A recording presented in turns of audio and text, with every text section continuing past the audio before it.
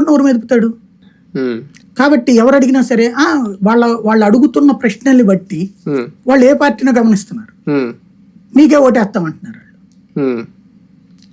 Reverse ప్రశ్నలు వేసినటువంటి వాళ్ళకి అర్థమైంది. అట్లా ఒక ఇద్దరు ముగ్గురు ఇట్లా సర్వేలు చేస్తున్న వాళ్ళతో నేను మాట్లాడినప్పుడు, వీళ్ళు తెలుగుదేశం కోసం సర్వే చేశారు, ఒకళ్ళేమో వైసీపీ కోసం సర్వే చేశారు. చేసినప్పుడు అట్లాగే చెప్తున్నారని తెలుగుదేశం కోసం సర్వే చేస్తున్న అతను వైసీపీ అడిగినట్టుగా జగన్ గెలుస్తాడు కదమ్మా, ఏంటమ్మా ఇట్లా అడిగితే అవునండి ఆయనకేనండి, మళ్ళీ ఇంకో మనిషిని పంపించి వాళ్ళని అడిగితే తెలుగుదేశం అంటే తెలుగుదేశమేనండి అంటున్నారు వాళ్ళు. అంటే వీళ్ళకి అర్థమైపోయింది అప్పుడు.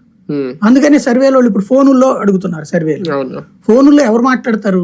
సామాన్యుడు మాట్లాడుకో. నాకు ఫోన్ చేశారు అనుకోండి, నాకు 3-4 ఫోన్లు వచ్చినాయి సర్వేలో మీరు సహకరించాలని, కట్ చేశాను. ఎందుకు నేను వాడికి ఎందుకు చెప్పాలి నా అభిప్రాయాన్ని? నా అభిప్రాయం పోలింగ్ బూత్ లో చూపెట్టడం బెటర్ గానీ వాడికి ఎవరికో చెప్పాల్సిన అవసరం ఏంటి అనేటువంటి రూట్లో ఇప్పుడు ఈ రాజకీయ పార్టీలు కూడా ఫోన్ సర్వేలు చేయించడం ఇవన్నీ చేయిస్తున్నారు. కాబట్టి ఈ భయంతో సామాన్యుడు డోర్ మెదపకపోవడం అది రాజకీయ పార్టీలు దరిద్రమే. రాజకీయ పార్టీల్లో కూడా భయం కనిపించట్లేదా? ఖచ్చితంగా ప్రతి ఒక్కరికి అంటానే ఉంటాయి. ఇప్పుడు సంతోషం పైకేనండి. అవును, ప్రతి ఒక్కళ్ళు వైఎస్ఆర్ కాంగ్రెస్ పార్టీ వాళ్ళకి వణుకుంది, టీడీపీ వాళ్ళకి మేకపోతు గాంభీర్యం.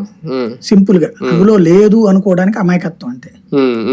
ఒక రకంగా సర్వేలు ఎవరికి వాళ్ళు చేయించుకున్నా ఏం చేసినా పల్లెలు వర్సెస్ పట్టణాలు అన్నట్టుగా ఈసారి ఎన్నికలు ఉండబోతున్నాయి. ఎందుకంటే ప్రతి గ్రామీణ ప్రాంతాల్లో దాదాపుగా మరి అన్ని చోట్ల ఉన్నాయో లేదని కానీ మాక్సిమం నేను చూసింది కూడా రైతు భరోసా కేంద్రాలు కానీ, హెల్త్ క్లినిక్లు కానీ, లేదంటే ఈ గ్రామ సచివాలయాలు, వార్డు సచివాలయాలు, నాడు నేడు పేరుతో బళ్ళు డెవలప్మెంట్, ఇవన్నీ ఎక్కువ అక్కడే కేంద్రీకృతం అవ్వడం, అక్కడ ఎక్కువగా ఉండవు. అలాంటి పట్టణాల్లో లేవని కాదు నా ఉద్దేశం.